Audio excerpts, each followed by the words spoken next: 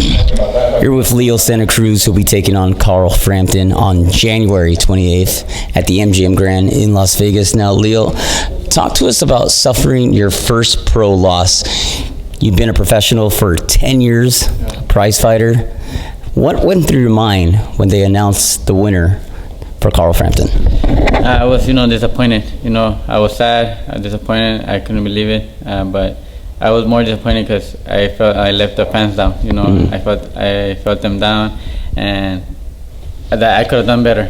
That I could have fought better in that fight, and I could have, done everything to win the fight. But but it was too late already. So the only thing that came to my head was that rematch. I wanted a rematch. Right. You thought about it immediately. Yeah, of course. Yeah, I was like, right after I was really motivated. I said, I want to go start training already and get the rematch as soon as possible.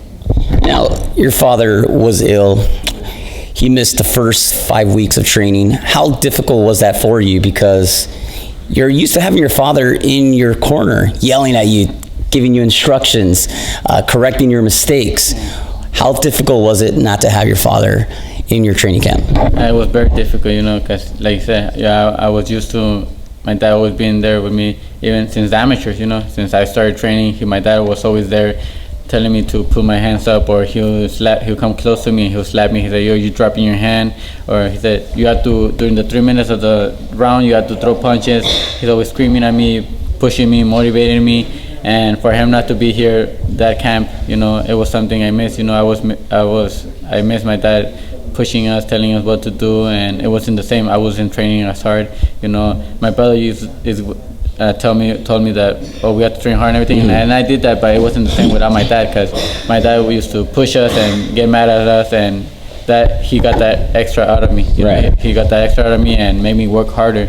And when he wasn't here, I knew I wasn't training the same. I even felt myself, I'm training a lot less. I'm not pushing myself hard, and I'm not doing what I have to do.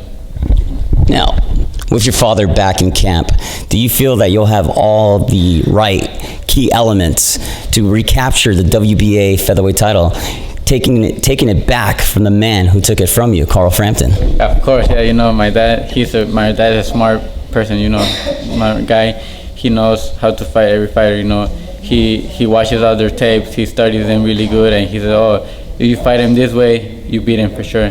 And that's what my dad's doing. Right now he's teaching me and he's telling me how to fight him, how I could beat him easily, and that's what we're practicing here in the gym. We're gonna go with a great game plan, perfect, try to do it perfectly, and see how our body feels that day, and hopefully it does feel the same, and everything we practice here in the gym works out on fight day.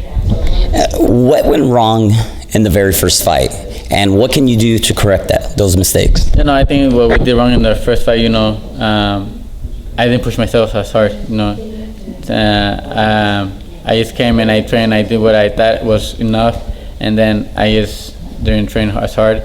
And also, since it was me and my brother, we were practicing one game plan and everything. And then when we got to the fight, my dad had a different game plan, and so we got confused. My brother was telling me how to fight him one way, and my dad was telling me to fight him another way. Yeah. Since I was trying to do what we had practiced here in the gym, and then my dad over there told me to fight him this way. And since my dad wasn't here, when we got over there, we got a little bit, we got it by surprise. So I got confused, frustrated, and I didn't know how to fight. I don't know if to listen to my dad or to listen to my brother and do what we were practicing here. So I got confused, and I think that's what we did wrong, But for this rematch, my dad's here. My brother's here, so they're gonna talk and they're gonna say we're gonna have just one game plan, and we're gonna try to do that, and hopefully that makes a difference. You were able to make some adjustments later in the fight. Yeah. What happened in the later rounds? Yeah, I think I just, I told my dad, let me fight him how I think I could beat him, and I'm gonna try to do that, and I did. I put pressure on everything, and it was working and everything. But then, it was already too late, and but I think that was a learning experience. We learned from that, and next fight we're gonna start doing that since the first round. We're gonna do that since the first round. We're gonna tag him like within the 6th, 7th round, and hopefully that wins us the fight. What makes Carl Frampton such a deserving champion? He's a great fighter, great guy. He's really smart fighter. He has great footwork, great punches, great power. I think he has everything. You know, he's really smart. He does perfect timings, and I think he studied me really good for that fight. And I think for that fight he trained us his best, and he came at his best. Me, I wasn't at my best. So I think there's gonna be the difference. If I come at my best, he comes at his best, it's gonna be an even better fight, and hopefully this time it is gonna go toward my way. What makes the Jackals so difficult? What was the hardest thing about him? His movement. His movement. Yeah, his movement. He was timing me perfectly. Like, every time I went in, he took a step back or to the sides and throw his punches. And me, since I don't know, I didn't feel fast. I didn't. My legs weren't fast. I stood there like a robot. I was there. I threw 1-2, and then I stayed there. What I had to do was throw and then right away move, and I stayed there to get counter punch with those big punches that he threw. So I think he was just smarter than me. He did what he had to do, and I gave it to him. Let's talk about the featherweight division. You have Abner Mares, who defeated Jesus Cuellar. Talk to us about that fight, because you were there. Yeah, no, I was there, and... Were you impressed? Yeah, I was impressed by, Mares, but that's what he had to do to win the fight. When they asked me before the fight if I gave my predictions, I said if Mares stays there and try to exchange punches with Cuellar, he's going to get knocked out, because Cuellar could hit. He's a strong fighter. He has great power, and the fight happened like I said, if Mares boxes him, he moves around, he's gonna win him a 12-round decision, and that's what he did. Mares was smart. He came up from the outside distance, and when Cuellar tried to smuggle him, and Mares hugged him, and he did what he had to do. Is it possible, if victorious over Carl Frampton, or let's just say win, lose, or draw, could we see a rematch between you and Abner Mares? Yeah, of course. I think that the fight is very possible. Like I said, even if I win or if I lose against Carl Frampton, draw. But losing is not in your mind. Yeah, no, losing is not in my mind. But whatever happens that fight, we still have those big fights, against Mares, the rematch. There's Selby, maybe they could give me an opportunity, or those bigger champions. There'll be. What do you think of Selby? He's a great fighter. He's a tall guy. He's used his reach really good and everything. But I think he's a great guy and great fighter. What do you think of Selby versus Abner Mares? Selby against him, it'll be a great fight. Yeah. It'll be a great fight. Yeah, but I think once Selby faces a fighter that puts pressure on him, that stays on top of him, it's gonna get him tired, and he's not gonna know what to do. Because Selby is a fighter that boxes and really good and everything, but those fighters, when they face somebody that pressures them, they don't know what to do. Let's talk about two other featherweights. We have a brand new champion in Oscar Valdez, and then we have a highly ranked contender in Josie Diaz. If those two guys were to step inside that ring and were to fight tomorrow night, who are you going with? Great fight, really. But I think I'll go with Josie Diaz. Yeah? Yeah, I think because Josie Diaz is really smart. He's lefty. Yeah. If he don't have to bang there with you, he won't bang. Yeah. He could box really good. And I think Valdez, he's those fighters that he tries to knock you out. Yeah. The first 3 rounds he tries to knock you out. He throws out his power and everything, and then he gets tired. Exactly. And this last fight, I go with Diaz as well. Yeah. He in this fight he was doing really good, but he couldn't knock out the Japanese guy. Yeah. And he got bruised. Yeah, right? he got bruised, and he got tired. The 4th or 5th round, he wasn't throwing already. He wasn't throwing as much, and you could see that he was tired.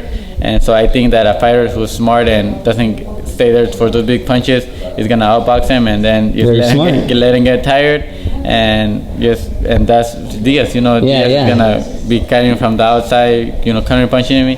And if I were ever to fight him, that's how I would fight him. Not stay there, just fight him and let him get tired with those big punches, and then when he could get tired, pressure him and do my work, and that's how I would beat him. Very smart, Leo. Very smart. Now, how critical is a victory? Because losing is not an option. No, of course not. Like I said, I'm not even thinking about losing this fight, because if I lose this fight, I have even thought about maybe retire. Because nobody wants to lose twice into the same guy. Because if you lose to him already, then it's like all you think you get in your head is, what else can you do now? Right. So I think maybe retire, or I know there's not great fights out there, but us, we have the pride that if we want to be here, so we want to be the best. And if we already lost to the same guy twice, I think there's nothing else to do here. So I even thought about maybe retiring, but that's why we're training really hard. We want to go out there and get the win and to get ourselves up there, and have that mentality to continue fighting the best. Yeah. Your fight, the first fight, was on July 30th of this year. The Fight World says it's one of the best fights of 2016. You're having the rematch in 2017. Depending on the outcome and depending how well the fight is put together, is it possible we could see a trilogy? Of course, yeah. I think this fight is gonna be even better than the first one. Because I'm gonna go a lot better. Frampton, he's gonna go a lot better too, because he don't wanna, get that belt taken away. Yeah, you want that belt. Yeah, he wanna keep that belt, and I know he knows that I'm gonna come a lot stronger. That I'm gonna come with that mentality that I want revenge, and so that is gonna make it even better for another fight, and hopefully I get the win, and I know it's gonna be a pretty tough fight too, and it's gonna be pretty even too again. But if we get the win, I know he's gonna win the third fight, and I'm happy to make it a third fight too. I'll be happy. Leo, do you have any final thoughts for your fans out there? Any final words? So my fans that at the beginning, I was upset. That I let them down, but later they sent me comments, messages that I didn't let nobody down. That I did a great fight. That the fight was pretty even, or that maybe a lot of fans told me that I won by a point or two. So that gave me great motivation, and it made me great relief and made me feel a lot better. And that thank you all the fans that gave me the support. That I'm training hard for the rematch to make you all guys proud and make it a better fight than the first one. So you guys, because the fans are the one that deserve to watch great fights, and that's what I always try to do, give them great fights, and that's why I train hard for them. Well, we look forward to it. Thank you, and good luck to you. Thank you. You're welcome. Thank you, Leo. Now you can go eat. One final thing. Yeah. One final thing. Can we all take a picture?